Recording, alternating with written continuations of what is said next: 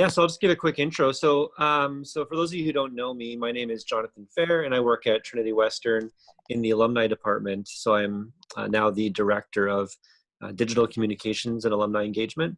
So a big part of my role is finding um, content and resources that will be useful for alumni and for students and for people in our community. And so one of the things I've been trying to do is start this new speaker series where we have different experts on topics, alumni or professors, or just even people that are connected to the community that might be of interest. And so, yeah, that's been a big goal of mine for a while, is to try to build out these speaker series. I originally planned to do this on campus, and then the COVID-19 situation popped up, and everything had to go digital. And so my plans to kind of launch the speaker series were delayed. And then I realized, this could actually work just as well. So I talked with Professor Kevin Schut. He was my professor back in 2005 to 2009 when I was doing my communications degree. And so it was really cool just to be able to connect with him over the last couple of years, and to whenever I have a question about video games or need some advice on something like that, he's been great to chat with. And so I was thinking, this might be a good opportunity to talk about things like, how do we deal with ethics and morals in video games, especially when we're all isolated at home? There's bound to be an increase in the amount of video games that we're all playing. And so, yeah, it's one of the reasons we wanted to get together today and chat. And it just so happens that that Professor Schut is working on he's on his sabbatical right now doing research on this very topic. And so it just is really timely all around. So I'm very excited to be here and to connect you guys with him. I'm sure many of you know him already. But yeah, I guess, do you want to take it away then? I am ready, yeah. So it's 7:05. I think we should get going. And I want to say right off the bat, I do respect your time and appreciate you being here. If any of you need to leave at some point, or your internet decides that you need to leave, I will not take offense, and I plan to be done shortly after 8. Since we're starting a few minutes late, maybe we'll go a few minutes late, but I'm not planning on stretching this out till 8:30 or something along that line. And I do want to leave a good chunk of time for conversation. So hopefully I will be briefer than I'm worried that I will be. We'll see how that goes. So I have a bunch of prepared things, but I haven't run through them before, which is exactly what you're not supposed to do. And those of you taking courses with me before, you know that I emphasize that. So we'll see how it goes. This is an experiment for me. I have done things on the web before, but I haven't done exactly this kind of presentation. So thank you for experimenting with me. I do hope and pray that all of you are doing well. I know most of you who are on this call, and it's a strange time, isn't it? And I'm grateful for all the blessings that I've been given, but I know that many people are struggling with loss of job, and know people who are in difficult situations. And I hope that tonight is just a good time to talk and think and get your mind off of some of those things, hopefully. But I also pray that you're doing well. And I want to thank you for this opportunity, because yes, I'm on sabbatical, and even if I wasn't on sabbatical, I'd be at home. And here's the thing: professors without a soapbox start to get tired of lecturing their family, because there's only so much eye rolling you can take before it starts to get a little old. Dad. So this is really kind of cool for me. So as John said, we thought this would be a good time to discuss the topic that I'm researching. I will say that my research has been derailed a little bit by the pandemic and a number of other issues going on right now, but we have, I'll talk a little bit more about some of the stuff that I'm doing in a while. Kevin, yeah. Really quick, would you be able to give me the host control again? Yes. How do I do that? Remote control, more, stop recording, hide. Here, I can. Oh wait, John. Okay, approved. There we go. You just good? Realized that. No, Because you're listed as the host, so I'm actually not able to record. So the recording's coming on your end. Sorry, everybody. Didn't mean to interrupt the meeting like this. That's fine. Oh, it's recording on this computer. Yes, it's recording on your computer. That's all right. Well, I got enough space, so we're good. Okay. I have no idea where it's recording to. We'll find it at some point, I guess. Okay. Good. Okay. So hopefully we will not have too many of those kinds of interruptions. Not you, John, but technology. I mean, Absolutely. because that's yes. Yeah. There we go. Excellent. Thank you for the comments and the laughing. That's good since we're all muted. I want to mute everyone right now, but then when we get to the discussion part, I'm seeing it'll be nice to see if we can unmute and have more of a speech conversation. So yeah, clearly COVID has forced many of us indoors. We are gaming a lot more than we used to be. I think many of us, not all of us, and some of us have kids that are gaming, so we often sort of start thinking a little bit more about well, what's happening when we're doing this? Is this a good thing? Is this a bad thing? And I think a lot of us want to ask is something along the lines of does doing immoral or moral things in a game change the player in a bad way or in a good way? I'm going to argue. I'm going to sort of address that, but I also want to say that I think that this may not be quite the right question to ask. And so I'll get to that in a little bit. So what we're going to do over the next 20, 25 minutes is we're going to talk about what moral and ethical choice in games can and often does look like. I'm actually going to play a game with you for a few seconds and show you one that I've recently been playing, which is really interesting. And we'll spend maybe 5 minutes on that. And then after that, we're going to talk a little bit about some of the existing research on moral and ethical gameplay and discuss the research I'm working on right now about different ways that we can understand games. And I'll wrap things up with some thoughts about gaming, and then we can spend the rest of our time talking in Q&A. We're a couple of notes before we jump into things. We're not focusing on multiplayer games tonight, although we can talk about them in Q&A. I'm sticking with single-player games. Also, I'm not going to tell you what to think. Like, I'll tell you what I'm, where my position is on this stuff. I know this is a real shock to some of you who've taken classes with me before. I'm not going to tell you what to think, partly because I'm in process on this stuff. So I'm still not entirely certain, what I think about some of these issues. But also because I think it's good just to discuss and provoke thoughts and get you thinking about it. So that's kind of my goal here a little bit more. So the game that we're going to look at is a game called Frostpunk. Have any of you played it? Okay, so I'm going to show it to you. Can you see the game now? Yeah? Okay, so it's up on the share screen. Okay, so Frostpunk is a combination of this sci-fi steampunk genre with steampunk stuff is like this dystopian Victorian era where steam-based technology becomes far more advanced than it actually was in the 1800s, but not the same kind of like electrical and digital stuff that we have today. So it's kind of like imagine computers being run on steam or something along that lines. Bad summary, but that's sort of the taste of steampunk. So this is set in a weird dystopian situation where a super cold era has moved in and civilizations are freezing to death essentially. And as the frost came on, a number of countries, including the British Empire, established generators in the far north away from the chaos of collapsing society, and there's ready coal supplies up here, and so they have these things set up, and you are running one of these major generators to try to create a society that can withstand the cold essentially. So here we are in this little crater.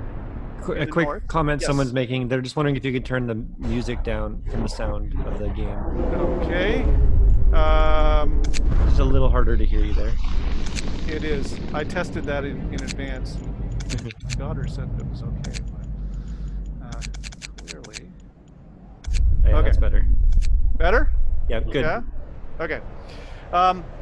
So this is the giant generator that everything is built around, basically, and we got this little crater of ice that we're in, and the generator sends out heat, and That's what allows us to build our little city here, basically. And you can see the actual temperature up here, minus 70 degrees Celsius. It gets a lot colder than that, actually, in this particular scenario, which is kind of crazy. And you can see just how cold everyone is when I show you the heat map here, right?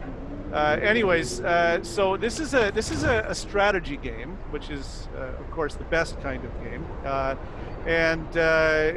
basically you're managing resources. So you can collect coal for your generator, you can collect wood to build with, steel to build with, food that needs to be processed into food rations, basically. Those are your major resources. And you build buildings to collect things and to have people work on stuff. You also have a technology tree, which allows you to upgrade your ability to heat your people and to collect resources more effectively and to have better shelters and things like that. And in many ways, this is sort of a standard strategy game where you're collecting resources and there's not enough, and you're trying to put them in, towards all these different needs, and all these needs you have to hold them in balance, and it's really tough. But what makes this game really interesting from a moral and ethical standpoint is that it has another track in it. It has this thing called Book of Laws. And this Book of Laws allows you to sort of guide, social engineer your society, basically. So a lot of it is of these adaptation kinds of things. So for example, you can see that I didn't choose some paths here, right? Like I can allow, for example, for child labor. So I can put my children to work, but of course that runs risks, and it can hurt hope, and it can raise discontent. So instead I selected children as medic apprentices, so they work in safe environments. You can actually get into crazy things, like you can actually eat people because of course it's a survival situation, but I chose instead to have a cemetery. You can also allow for extended shifts. That makes people unhappy. You can create fighting arenas. You can create pubs. You can create brothels. You can allow for dueling and stuff like that, right? But where it gets really interesting is the other branch of laws. It's called purpose. Here's where I'm allowed to manage my religion. And it gets very interesting. There's all kinds of things that you can do. You can, of course, build temples and shrines to raise morale and things like that. But you can also create these things called faith keepers. They're kind of like inquisitors. And you can see here from the picture, they're not very happy looking people. They're kind of your enforcers, essentially. And of course, this is a survival situation, so all kinds of terrible things happen, and you periodically have to make decisions about, what do you do? So I saved this at a point where you could actually see one of these decisions. So here's the kind of thing that pops up periodically. Take a look at this. Fear of the storm, hungry mother. Sir, a woman has come to plead with you. She wants more food rations, but the cooks say that she's already received her allowance. I beg you, Captain, the woman says in a trembling voice. Your men mean well, but they've made a mistake. I need 2 rations, one for me and one for my sick child, please. So now I have a choice. Do I give her two food rations, or do I say I won't bend the rules?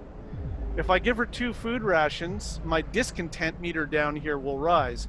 On the other hand, if I don't bend the rules, then my hope meter will fall a little bit. And of course, because I'm a nice guy, I give her the 2 rations, right? But you can see down here, my discontent meter just increased.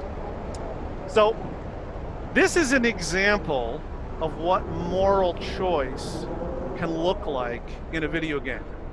Okay, I'm going to get out of here and go back to my PowerPoint so that we can keep things moving along here. But I wanted to point that example out to you because I think it's really important that we start with some examples of actual video games here. But before we go any further, I do need to point out something that's probably pretty obvious, but is important nonetheless. This is just one example, because games are much more than say, they're newer than film or TV and books. They're unfamiliar for many people. And so I think there's a temptation often to want to talk about all video games at once, which is a little problematic. I mean, when you're talking about movies, there's not a lot in common between an instructional film on factory safety and Guardians of the Galaxy or something like that. They're both films, but they're vastly different things. And it's the same kind of thing with video games, right? A driving game is not a fighting game, is not an open world role-playing game, is not a puzzle game. They're just not the same things. So what we see in Frostpunk is one possible way that morality and ethics end up in games, but there are a lot of other manifestations, and we need to look at them. So what I'm going to do over the next little bit here is I'm going to talk through some of the different kinds of moral actions that you can see in video games. So the first thing to point out is that there are plenty of game actions that have no in-game moral dimension at all, such as, you know, jumping in a Mario game, or fitting blocks together in Tetris. There's nothing good or evil about putting a set of blocks into a wall of blocks. You can be more or less competent at it, but there's no right or wrong inherent to the action, right? And plenty of game actions have nothing to do with harm or benefit, or acting with integrity, or being deceptive, or caring for others, or being selfish. So we're not going to spend any more time talking about that, but it is really important to remember that we're only talking about a part of game actions. Many game actions don't really have a moral dimension to them at all. Okay. Second point is something I just want to sort of cordon off here. It is worth noting that the way that you interact with games may have a moral and ethical dimension, and the way that you interact with other gamers may have a moral and ethical dimension that has nothing to do with the game itself, but how you handle it, right? It's possible that you may be playing too much, and that you may be playing at a time when your play could inconvenience or even harm others, say playing a phone game while you're driving. That's reckless to the point of being immoral. You can also be a good or bad gamer in terms of how you treat other players.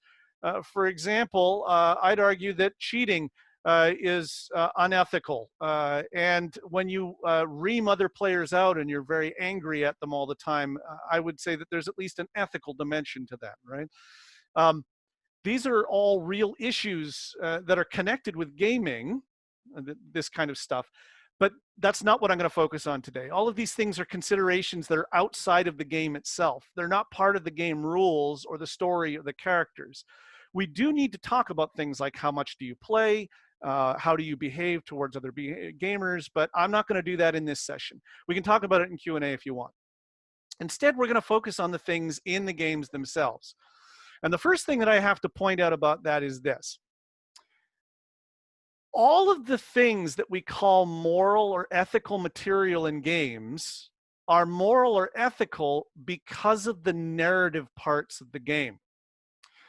So think about a purely abstract game, okay? Say that you're a green square. You see the green square? Oh, wait, I don't have it there. Okay. Say that you're a green square. And you have to move around a maze with shifting zones that you can't enter, and you have to go to little yellow squares and get close to them to collect them, and then get out of the maze without being touched by a red square, okay? Say that's the game that we're talking about here. Is there any moral dimension to any of that? I'd argue not. It's a bunch of squares moving around, doing things. It's kind of like Tetris, right? Is there a moral dimension to Tetris? Not really. However, what happens if we change this a little bit, and suddenly instead of squares, we're a thief stealing art from a museum? Now, functionally, what I've just described are two identical games, okay? I actually patterned my little abstract game directly off of this game called The Marvelous Mistake, where Mistake wanders around museum galleries and steals pieces of art. Now suddenly it's got a moral dimension. You're stealing things, right? Stealing is wrong. So although in this particular game, the art was all stolen from your family in the first place, so maybe it's okay. I don't know. Anyways, it's the story that adds the dimension of morality to the game, all right? And I think that this is really, really important. Game makers tell stories by using art, by using music, by using words. They build settings, they populate them with characters, and they often provide explicit plot lines. The gameplay, the interactive actions in the game, They need this narrative clothing, or they won't really have a moral and ethical dimension. Something that looks like an abstract square is transformed when it looks like a roast chicken or a piece of amber or a pine cone, right? The sounds that we hear transform objects as well. A silent bounce is not the same thing as a springy bounce. And the dialogue or narration or description that a game uses changes objects as well. It's no longer squares touching other squares. It's a thief picking up art from a museum, okay? Now, this may seem like, okay, why are we going on and on about this? Well, it's because we can basically take the same gameplay and we can call it very different things, right? So Pac-Man could be about eating dots and being chased by ghosts, or it could be about a criminal picking up money and being chased by the police. These are technically two different games, but functionally they're very, very similar, okay? Roughly the same gameplay, but very different meanings. So I will come back to this later on when we talk about moral and immoral actions in games. Okay, so what can game makers make with these narratives? Well, pretty much any kind of moral or immoral action has ended up in a game at some point, right? You can conquer in games, you can steal in games, you can lie in games, you can physically or mentally abuse people in games, you can be cruel in games, you can be selfish in games, and of course, you can kill people, which, you know, generally speaking, is seen as an immoral action unless there's some clear justification for it, right? I don't think any of this comes as a surprise to any of you. When we hear about games in public, that negative side of the medium gets a lot of attention. But it is worth pointing out that games feature a lot of positive actions too. I mean, you can nurture in games, you can build creative things in games, you can be compassionate in games, you can save people threatened by evil, and you can show encouragement and love in games. So games allow, basically, if we can think of a moral or ethical action, we can probably put it into a game in some way. That doesn't necessarily mean that all moral and ethical actions have been put into a game, but it's possible, basically. And so there are a tremendous number of games out there with a lot of moral and ethical dimensions. Now, if you've been listening to me carefully, you may have noticed that I did not use a particularly important word. I talked about moral and ethical actions, but I did not talk about moral and ethical choices. In a game, they are not necessarily the same thing. This is something that is, in my opinion, kind of unique to games. So think about reading your favorite book or movie, right? If the characters do things in a book or a movie, right? For example, they might hypothetically travel the universe looking for the mice who constructed the earth as a computer to calculate the question for the answer of the meaning, life of the universe, and everything, right? Hypothetically. If we read about those actions, if we watch them, we may empathize with those characters. We may empathize with the characters, but we don't feel like their actions are ours typically. We're watching, we're not doing. But a game allows us to do things. We make Mario jump. We make Pac-Man turn left or right, up or down. We make this weird tomato man do a weird Fortnite dance. That's our ability in the game, right? Don't stay on this picture too long because it's kind of disturbing. So, with a game, we kind of have an ownership that we don't have when we read or watch. But not all scenarios in games are the same, narratively speaking. Many games create scenarios in which the player can act, but can't really make narrative choices. I mean, you're constantly choosing in any game. In Pac-Man, you're constantly choosing when to turn, left, right, whatever, up, down, but you're not necessarily making moral choices, even if the actions might have a moral dimension. So imagine a game like Space Invaders or Galaga. You're constantly killing aliens. You can decide when to move and when to shoot, but you can't decide not to kill aliens. There's a moral action. You're killing, but there's no moral choice. Your only choice really is to play the game or not play the game. That's it, right? So think back to our Frostpunk scenario. This is a game with moral and ethical choice.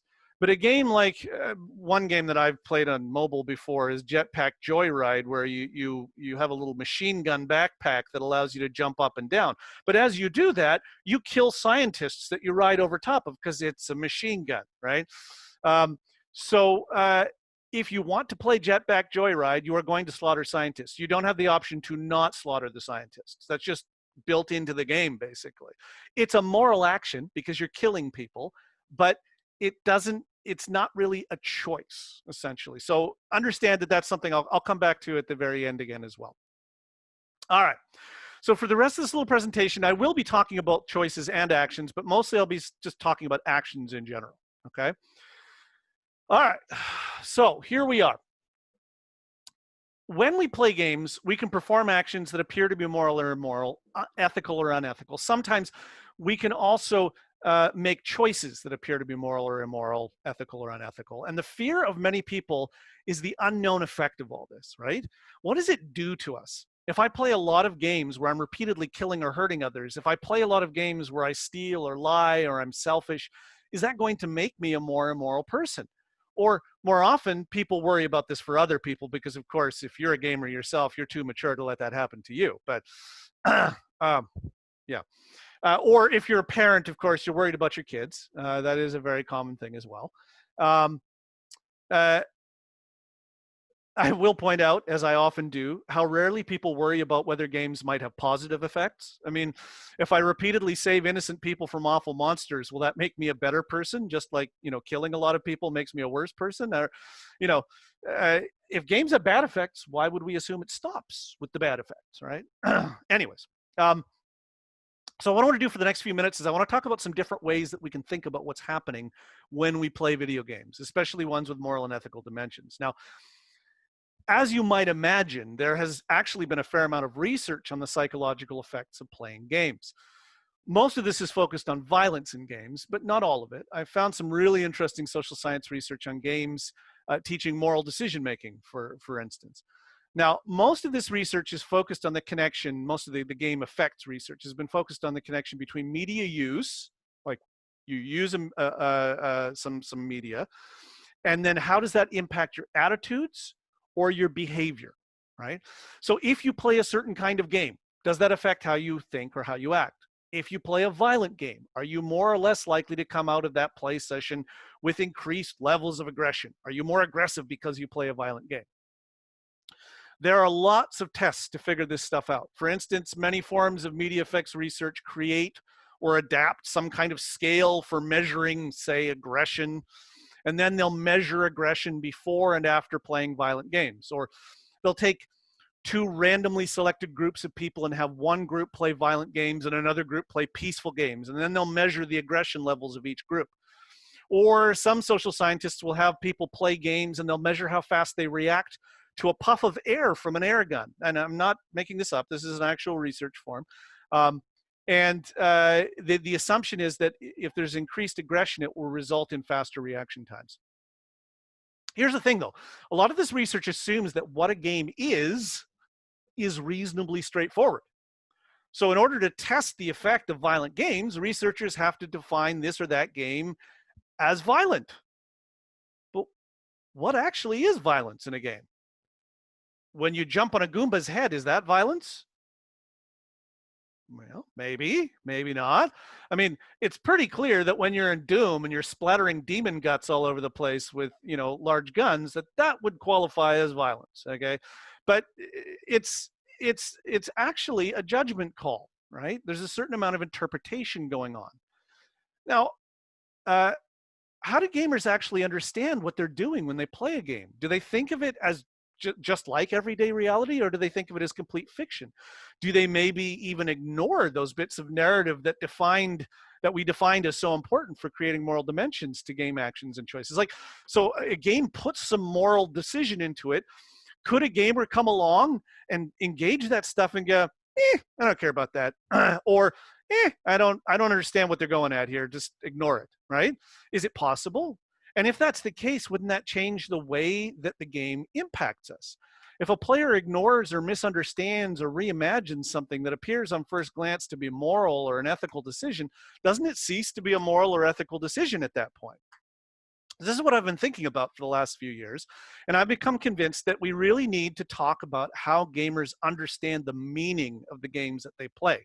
So that's what I'm researching right now. I'm partnering with Kelly Arbo in the psychology department and Myron Penner in the philosophy department at TWU to do some projects studying how gamers think about moral and ethical choices in games. And I don't have time to get into all the details, but what we do is we study frames, the way that gamers understand or picture what they are doing in a game, okay? I'm going to run through some of these for a second and just sort of give you a sense of some of the different ways that gamers can understand what they're doing in the game, and then explain how that changes moral and ethical decision making, okay? Now, the reason that questioning how we interpret the meaning of games is important is that games are really kind of weird things. We've already talked about some of the weirdness of participating and stuff like that, but there's also the dimension that they are half real. Okay. On the one hand, when you play a game, we know that, you know, if we shoot a gun in a game, it's not like shooting a gun in real life. It may look somewhat similar, but it's when you kill someone in a game, nobody actually dies. No physical person actually lost their life in that situation, right? And at the same time, a thing that looks like a gun in a game is what we call a gun. If there's a picture of a tree, we think of it as a tree. It's kind of in between. It's partly real, but partly not real. Now, of course, if you're talking about an abstract game, that's not so much the case, but most games look like something in real life. And so we sort of think of it as kind of like real life, but not entirely like real life. So how do players actually engage games? How do they think of them differently? So I'm going to list off a number of frames here that we found in research, preliminary research, and we're hoping to do a lot more research on this. The first is the literalist frame, and I have the wrong picture up there, so there's technical fault right there. It was supposed to be a picture of civilization. We'll have that one later. Anyways, so a literalist reading or a literalist frame of a game is the idea that everything in the game is just like real life. Okay, so we're looking at a picture of a goose there. That's a real goose. That's a real little boy. That's a real umbrella. So if the goose bites, if I'm controlling the goose and I bite the boy, then it's just like it's the same moral import as biting a boy, which I would never do in real life. But okay, but if I was a goose and I did it, then that would be an immoral act of a goose to do, I think. I've never really thought through goose ethics all that much, actually. So anyways, in the civilization picture, I was going to talk about conquering the world, which is something that, you know, theoretically I could do, at least at a different point in history if I had an army. Anyways, the point is that a literalist frame is something that nobody actually holds. Nobody ever looks at a game and goes, oh, that's just like real life. And that is real life. Nobody ever thinks that. But it's sort of a direction that some people get towards. They kind of go, well, you're shooting. Well, I'm not actually shooting. I'm, you know, pressing a trigger on a joystick, and that's making shooting sounds and shooting images on the screen, but that's not the same thing as shooting. But people call it shooting, and that's more of a literalist frame, okay? Second frame is one that we would call a character frame, okay? And the character frame is not common to all games, but many games have characters that you control. And when you're in a character frame, you think of your actions in the game as if you were playing another person. So those of you who've done a lot of role playing, this is very familiar to you, right? You control a character and you say what the character is going to do.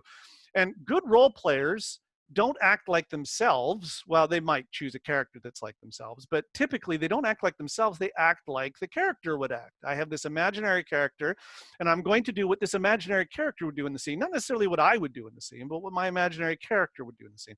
This is a picture here of my avatar from Fallout 4. He looks a little bit like me, but he's actually personality-wise quite a bit different than me. He's much more likely to practice violence, for example, than I am. I don't think I could shoot people. He regularly shoots people. And that's just what happens in post-nuclear apocalypse Boston. So when I make moral and ethical decisions, I make them as this character, okay? So another thing that happens is another frame is the storyteller frame. And this is, I make decisions in a game on the basis of what would make for a great story, okay?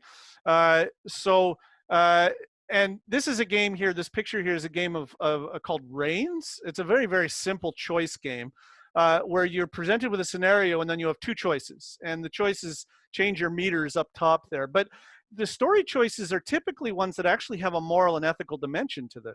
So the Vikings are attacking us. We should defend our kingdom from the north. Attack or defend? Well, I choose one or the other. And sometimes it's actually much more morally difficult. Do I starve some people? Do I put them in prison? Do I execute some people? That kind of stuff. Now, if I'm adopting the storyteller frame, I'm making my decisions not on the basis of what I think is right, or not on the basis of what a character thinks is right, but I'm making my decisions on the basis of what would make for an interesting story, okay? So I'm thinking like a storyteller, okay? That's a very different kind of thing. Again, then I want to talk about the story reader frame, and this is something that I never thought about, but some of the people that I researched talked about this, and that is this. Sometimes when people make decisions in games, they're not making it on the basis of telling a story, but on the basis of reading a story. A number of people I researched with said, you know, when I play a game, I assume that the people who made the game had a really good plan in mind and a great story. And so sometimes when I get to a decision point, I decide to do something that I wouldn't maybe necessarily choose, but I think that's what the director or the person who made the game wants me to do. And since it's interesting and I want, you know, get the full experience from it, I'll do what I think that they want me to do. Well, that's a story reader frame. So I'm understanding the game actions again in a different sort of way, right? The tinkerer frame is one that I also call the Lego player frame. This is, a game is a toy. It's a thing to pull apart, play around with, see what happens, right? So, for example, I showed you this choice of the hungry mother scenario in Frostpunk. I might save the game and then play it one way and then go back to the save play thing and play it again another way. What I'm doing there is I'm playing with the game. I'm trying to figure out what exactly is happening and what the affordance the game is. What happens, you know, what could I possibly do with this, right? That changes moral and ethical dimensions quite a bit, okay? It means that when I play these things, I'm just, you know, messing around, seeing what happens. If my daughter makes a Lego dinosaur and then decapitates it in order to make an apple, we're not going to say, oh, you monster, you decapitated the dinosaur. No, it's Lego. You pull it apart and you put it back together again, and you can do the same thing with a game. A fifth frame is that of the competitor. A game is something that you do to win. Okay, so I'm in FTL. FTL is a game where you're going across the universe in a spaceship and you're going to fight the evil rebels. In this particular game, the rebels are evil, which is kind of, you know, the flip side of Star Wars universe. So, anyways, so every time you get to a new planet, you get these narrative things. You know, a ship with conspicuous pirate markings is orbiting a nearby moon, broadcasting a simple message claiming to have equipment available for sale. What do? Hail the ship. Attack him before he can attack. Quickly prepare to jump away. Well, there's sort of a more moral and ethical choice here, but here's the thing. When I play FTL, I play to win. Yeah, very nice. I play to win FTL. So I don't really care that this is a merchant. I'm going to attack him because this is the best way to get my scrap. I actually couldn't shop with him because I don't have enough scrap at this point. So, you know, that's another kind of frame. I'm playing to win. Nothing in this game is real. I'm playing to win. Another frame that a lot of my participants in my research have talked about is the stimulus response frame. So if you've ever played The Last of Us, it's this post-nuclear zombie apocalypse world, and you're in this horrible survival situation. And you actually have some interesting choices at various points of whether you want to sneak around people or whether you want to kill them. But here's the thing. Once you really get into that game and the action gets going, you don't really have time to think about that. You are just surviving. You're shooting. It's what we call the stimulus response frame. Things are coming at me and I am just doing stuff because I can and I have to, essentially, or I'm dead. The moral and ethical decision making changes again. Okay. And finally, we have what we call the metagaming frame. And the metaframing game, this is where I was supposed to put in the goose. The metaframing is whenever you come to a game with rationale and reasons for playing that are outside the game. So when I play a game as a researcher, often I will do things that I wouldn't normally do as a game player just because I want to see what happens so I can write about it. Okay, it's not the tinkerer impulse of, well, what happens just because I'm interested. It's, I need to see what happens because I need to write about it. Well, that's not part of the game. It's not intrinsic to the game. It's something outside the game. Or maybe you're playing a game to impress someone, you know, your significant other or whatever. Again, you're changing your reasons for playing, right? And so it changes what the meaning of what's going on in the game. Okay, so this is metagaming. Okay. So what do we do with all this? So all this, games can be interpreted in a bunch of different ways. Who cares? Why does that matter? Well, there's a couple things that I want to point out here. First of all, playing games is not as simple as it looks. Okay, we often, especially if we're a parent and we don't do a lot of gaming ourselves, and we're watching our children play games, or you're watching a friend play a game or something like that, and you're looking over their shoulder, the experience of watching someone playing a game is quite a bit different than actually playing the game. All right, it's actually a fairly complicated act. There's a lot of interpretation going on and a lot of decision making going on. So sometimes games are not what they look like. Okay, if I'm thinking like a tinkerer and I decide to blow up the village of Megaton in Fallout 3, on one level, on a narrative level, I've done something pretty terrible. But if I'm just playing around to see what the game does, I mean, nobody actually died, right? It's something that's in the game, and I just want to see what they scripted in there, right? Is that an immoral act? Well, it certainly changes the game. It's certainly not the same thing as someone, wantonly, wantonly. That's like soup. Wantonly, engaging in bloodshed, right? So sometimes games are not what they look like, and I just keep in mind some of those variable interpretations when you're engaging games. And then the third thing is that choice and action are not the same. Okay, so there are a lot of games where you engage in immoral actions, but you really don't have a choice. You either play the game or you don't. Okay, now you could say, well, don't play the game if it's immoral. But sometimes, things are, I would say that there are some games where that's definitely the case. And what the game forces you to do is so gross and so immoral that, yeah. But I think in many situations, we have to understand that the gamer isn't necessarily choosing death and destruction and violence, because that's not really a choice in the game, right? I do think that games that give you a choice in moral and ethical reasons, moral and ethical situations, are actually far more interesting, and they can really exercise things. And I think that that's a really important thing. But I think that choice and action distinction is a pretty important thing, and it came through in my research as well. But finally, and this is the one, because a lot of you are probably hearing me say, oh, well, it's okay to do whatever you want in a game. Kill, maim, murder, it doesn't really matter, because really it's not the real thing. And I don't entirely believe that. And here's the reason. I think that actually it's difficult for us to completely forget the meaning of something. Okay, I mean, you could argue that we can interpret whatever we want. So as a gamer, I'm not thinking that I'm wandering through GTA killing people. I'm just thinking of them as abstract or digital or non-human beings. You could argue that. But that suggests that we can make communication mean whatever we want. You as a story creator might make a story that you want to be about a romance, but I understand it as a farce. What are you going to do about it, right? But I would argue actual communication doesn't really work that way. The way people choose their words, the images they choose for their movies, the sounds that they put into their TV shows, the action that they allow in their games, the narrative choices that content creators make, those things matter. Theoretically, I can see a stop sign and decide that it means go, but realistically, I'm not going to do that because I have an entire culture teaching me that a stop sign means stop, right?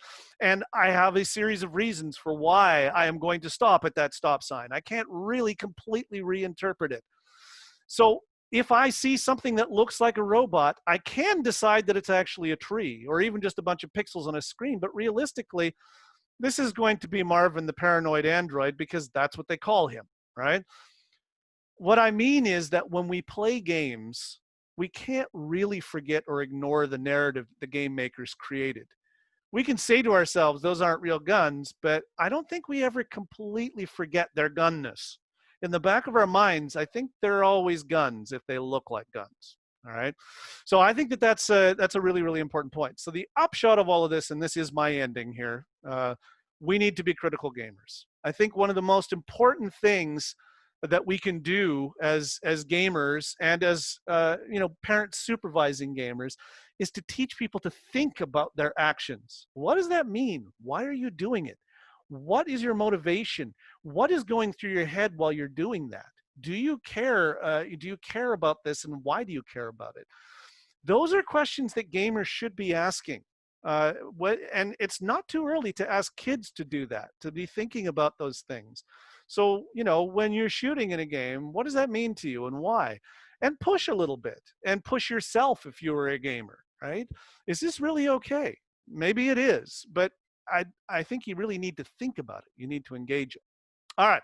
So I've gone longer than I wanted to, which is hardly a shock. Those of you who've ever had me as a professor know that this happens routinely. So, but we do still have time for Q&A. Like I said, I'll go to 5 after at least, maybe a little bit later if we have some conversation going.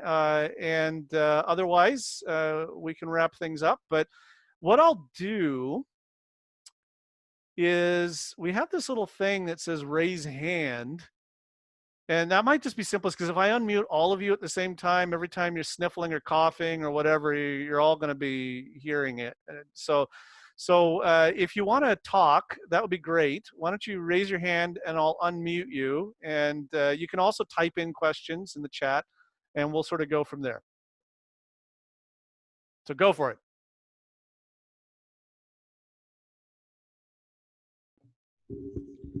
Kevin, I got a quick question for you. Did Yes. you ever play the Black Mirror episode on Netflix called The Bandersnatch? No, I keep meaning to. I haven't had time yet. No, it's one of those things that I keep forgetting to do, basically. But yeah, that you've mentioned that one before, and I'm guessing a number of you have done that one, right? Well, I was just thinking that's an interesting example of a game where for me at least, I wouldn't have probably made a lot of the choices that I'm presented with.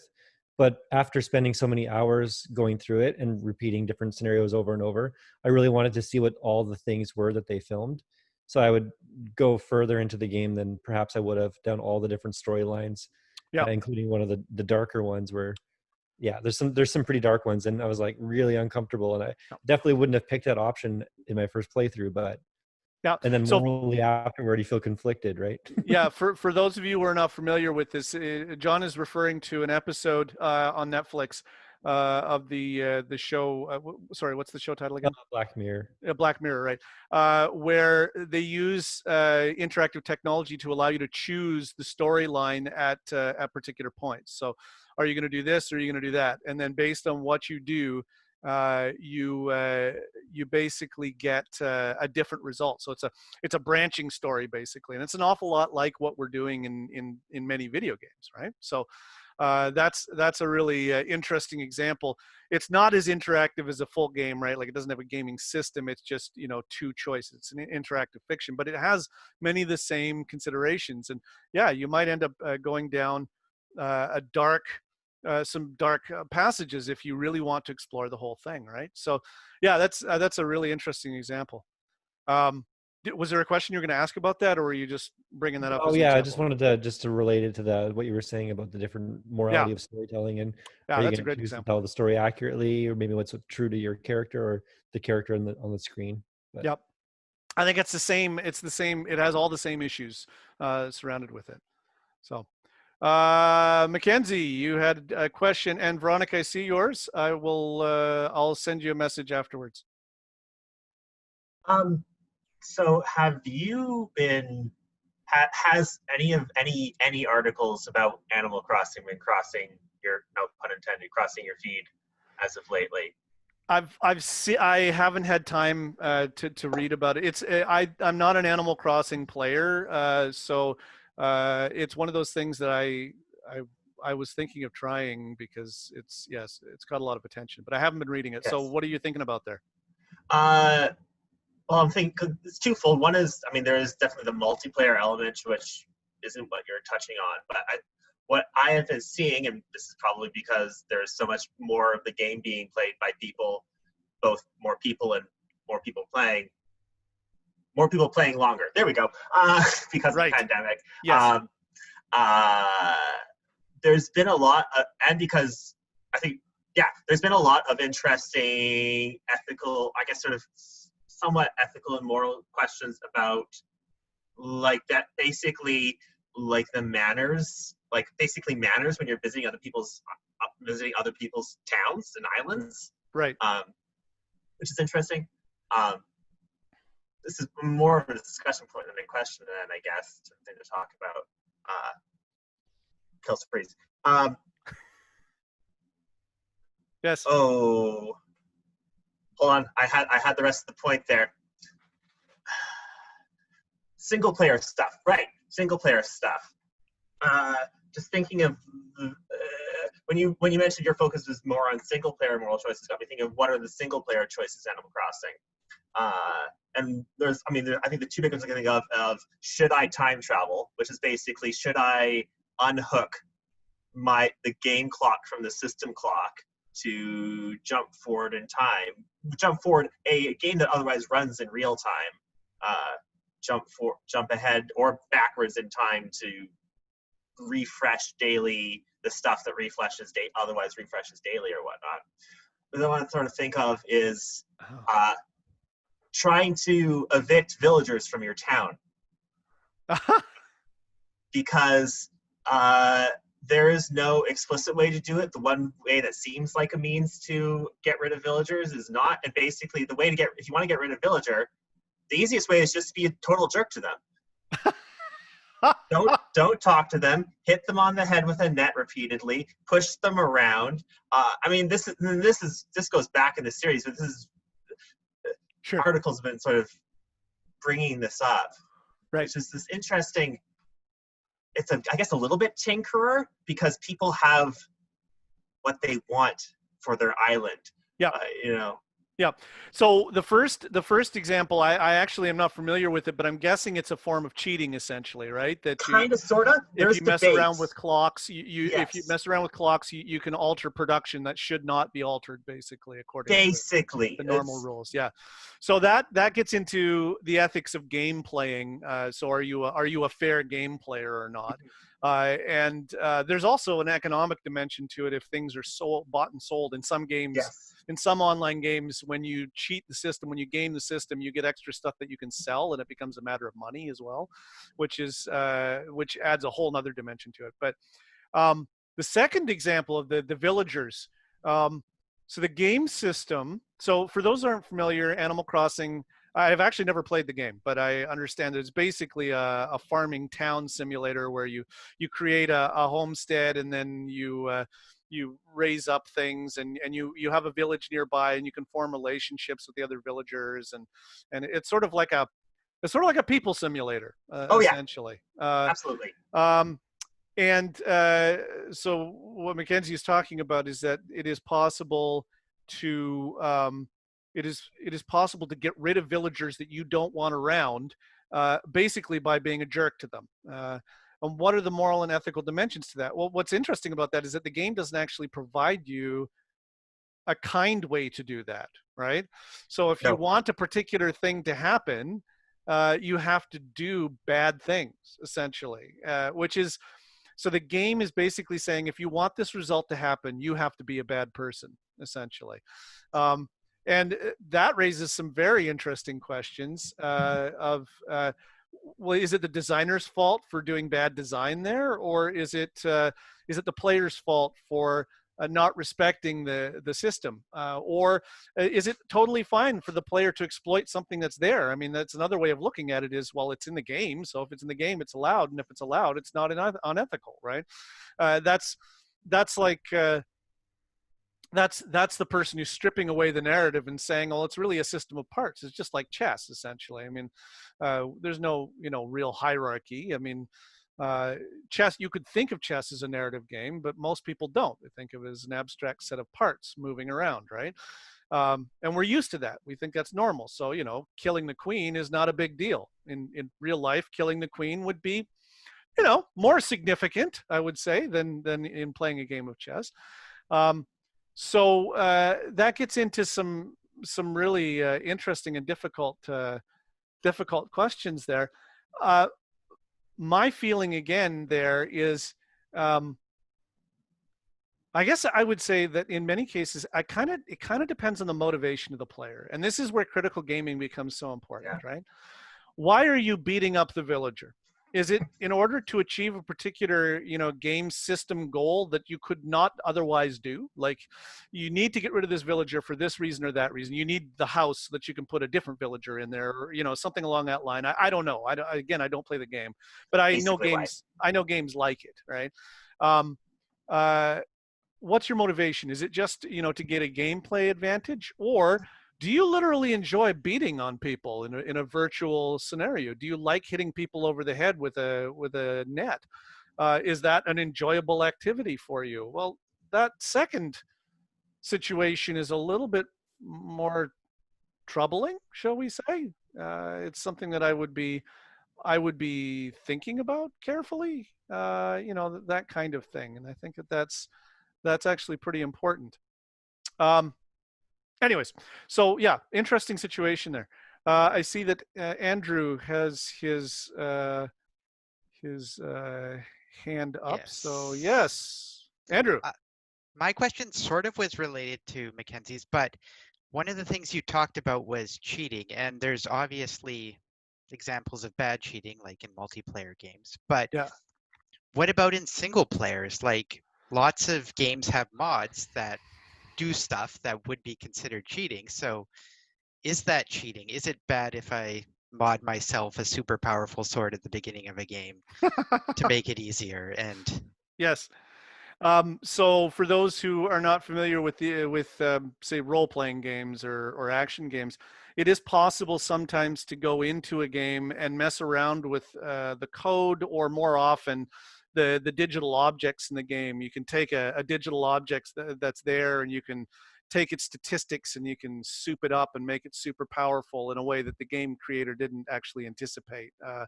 And then you can play with all this huge extra advantage. Well, so I really think that the answer to, is that okay, comes down to, are you okay with cheating at solitaire? Right? If you've got a deck of cards and you're playing solitaire with yourself and you go, this game would be a lot easier if that ace was just over there. Maybe I'll just do that. Okay. Did the player do something unethical when they did something like that? It's a single player game. They're competing against the game. There's no person being hurt there. One might argue that a regular habit of cheating there might teach that it is okay to cheat in other contexts where it matters, on your taxes or something like that. But strictly speaking, I would argue that if you're just playing a single player game and you cheat, the only person you're hurting is yourself, because you're not getting full value from the game system at that point. Part of playing a game for many players is the challenge. And if you short circuit the challenge, then, if you enjoy that, great. Like I know a lot of people, I mean, one of the legitimate ways of doing this is a lot of games have difficulty settings, right? So I know some people who play Civilization, this strategy game Civilization, where you conquer the world, or build up technology or culture or whatever. In those games, I know people who just like the exploration and playing around with the game, and so they just dial the difficulty settings way down to like nothing, right? And that's a really a different sort of thing in my opinion than a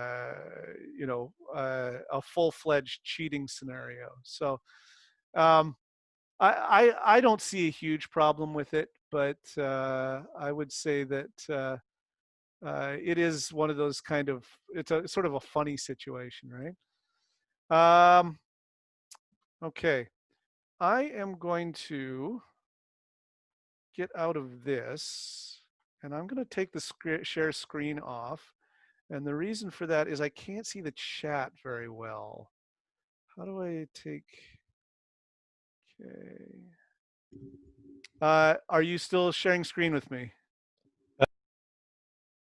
Sorry, John, you cut out there. I turned your share screen off. Oh, did you? Okay. Yeah. Okay. I cannot, for the life of me, get this chat to open up, and I know that there is. I'll close it and I'll open it back up again. That's if you're in full screen on your Zoom, if you just double click, you'll kind of pop into the smaller window box, and then you can see the chat easier. Yeah, what's happening here is it's I have a private message. I have a private message that's taking up all the space, and I can't. Okay. So Stephen Clausen asked a question. I can just read it to you. Yeah, that'd be great. Thank you. The question is, this might be a separate talk, but I'm curious about the critical game creator. How might designing a narrative option for an immoral action compare to the player choosing, say, some of the more extreme Grand Theft Auto choices? That's a really good question. And this is, so for those of you who don't know, we just established a game development major at TWU. And this is the kind of thing that we are going to be wrestling with our students. How do you go into this industry and behave in a way that actually reflects your faith and your ideals and what you think is right and wrong? I've read and talked to creators who are struggling with this kind of stuff. And there's a number of different approaches to it. Some people will say things like, there's enough negative material in the world, I just want to create uplifting stuff, so I'm doing something different. And in that situation, it's never really, by that ethic, it's never really okay to put negative and disturbing things in their games. But I know other people who argue that, brokenness and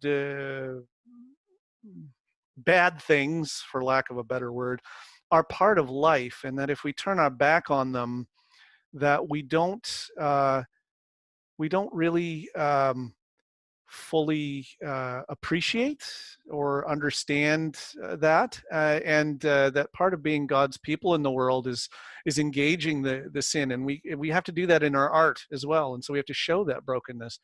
The other thing that people will say, pragmatically speaking, is if there's no conflict, there's no game, because there's nothing to do. I mean, again, it kind of depends on this, but I think it is pretty clear that a glorification of problematic values is something that game creators really need to avoid. That maybe there is violence in your games because there's violence in the real world, and maybe there's violence in your game because there is conflict in the real world, and we need to wrestle with that conflict in our narrative, in the art that we create. But that's not the same thing as saying, let's enjoy bloodshed. That's a different sort of thing as well. Now, you might have a game that explores the seductiveness of violence. And that would be a tricky line to walk, right? Because I could see a story, a legitimate story, engaging something like that. But I even think that there's a real danger that it very easily slips into just enjoying it, right? Which is a different kind of thing again. So there isn't a hard and fast answer on that, and Christians who are in the industry have different answers for it. And I think that this is part of, we don't want to tell our students the best way to do this, but we want them to think about it so that they don't go in to the industry not having engaged really difficult questions like that. I know John has written a couple of novels, and this is the kind of thing that that he's had to work with in telling good stories, right? Do you put disturbing negative things in there, and if so, how far do you go, and what's appropriate, what's not appropriate, and different artists have different answers to that question. But I think it's a really important one, super important question. Okay, let's see from Rachel. Do the frames for understanding the meaning of the games change when you go from being a player to just watching? Would watching someone play a game be more akin to watching a movie? I would argue, okay, so again, so Rachel's asking if you're watching someone play a game rather than playing yourself, does that change how the frames apply? So the list of frames that I'm giving there are frames that we have seen gamers use to describe their gameplay. All right. So yes, the short answer is yes. If you're watching someone game, you are going to think about that game differently, probably, than the person playing the game, just because you're not actually doing the game. However, if you're familiar with the game and you've done a lot of gaming yourself, you can probably empathize with the gamer. You can probably think the same way as the gamer fairly easily. Whereas if you are not a gamer, or you haven't played that particular game or that kind of game, you may have a harder time seeing things the same way as the gamer. But yeah, I would argue that for most of the time when you are watching someone else play a game, it's closer to watching a movie. It's still not exactly the same. It's kind of like watching someone make a movie. Does that make sense? Because as you're watching, they're kind of making the game happen. Playing a game is actually kind of interesting in that sense, in that it's kind of, how do I say it? It's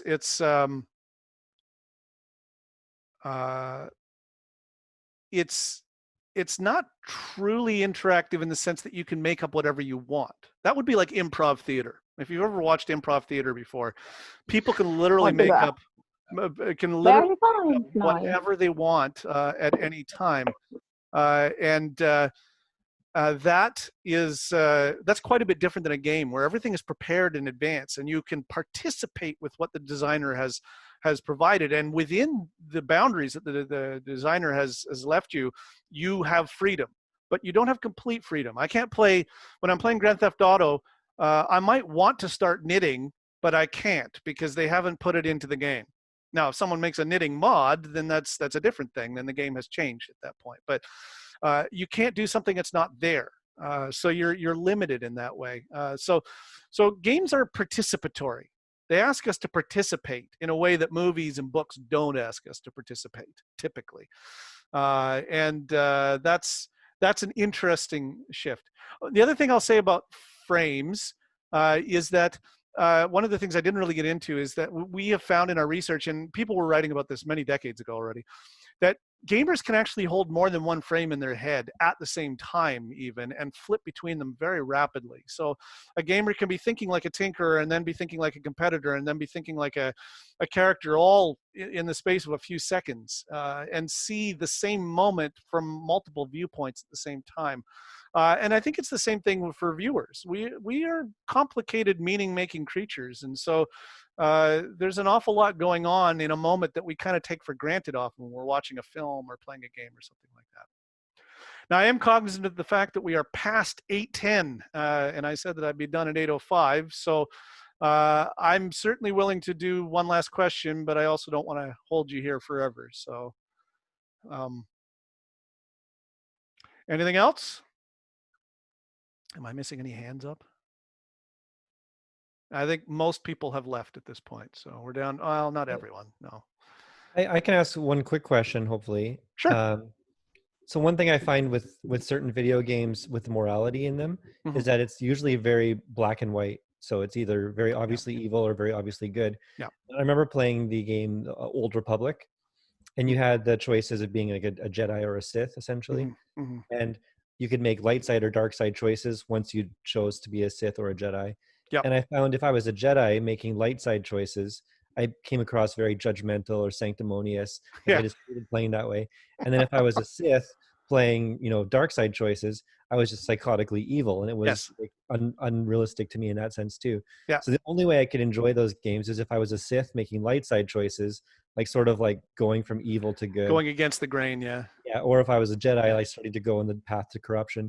Do Yeah. you think that's inherently necessary in games for morality to be interesting, or It is there? is not, but it is a tendency of the medium because the more choices you offer, the more complicated the programming and game design gets. And so games with morality systems in it tend to simplify morality quite a bit, usually into a binary scale, right? When you play Fallout, there's a karma meter in some games, and you can be high karma or low karma. And that's it, right? You're either good or you're bad, and and then you're maybe somewhere in between the two poles. And that was the same thing with Knights of the Old Republic, the Star Wars game that you were talking about. There was a continuum between good and evil, and in real life, moral decisions are very, very complicated. Our policymakers are facing that right now as they decide, how much do you open society and what is right and what is wrong in that situation, who you're responsible to, who do you have to care for, and who do you, what's expendable and who's expendable and what is expendable and what's too high a cost and too low a cost. These are tremendously difficult moral decisions that I do not envy our leaders making right now. And even when I disagree with them, I still recognize the difficulty of the decisions that they're making. And that is real life. It is very messy. It is super, super hard to program that into a system. I would argue it's basically impossible to truly do it, although you can make it so complicated that it's hard to tell the difference. But it's almost not systematic at that point. So this is something that I have written about before, that I think spirituality and religion and things that are messy in real life, love, morality, is very difficult to put into a game without oversimplifying it. That doesn't mean that we shouldn't do it or we shouldn't try it, but we should be aware of that oversimplification.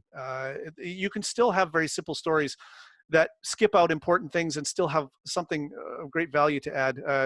My wife and I were just talking about that Italian movie Life is Beautiful the other day, which is about an Italian concentration camp, and a lot of people criticized it for making concentration camps look too happy.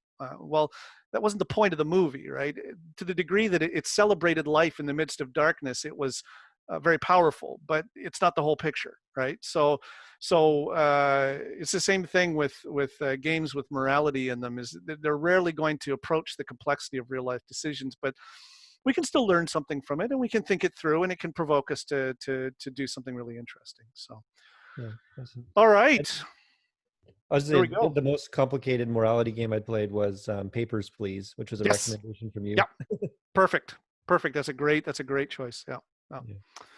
So good stuff. So thanks for bearing with some of the technical difficulties and the weirdness of being across the internet, and the fact that that probably wasn't the most organized presentation that I've ever given, but I hope that it was somewhat interesting, and that it spurred you to think about a few things. And I'm happy to continue talking. You can always send me an email. You can get in touch with me through John as well.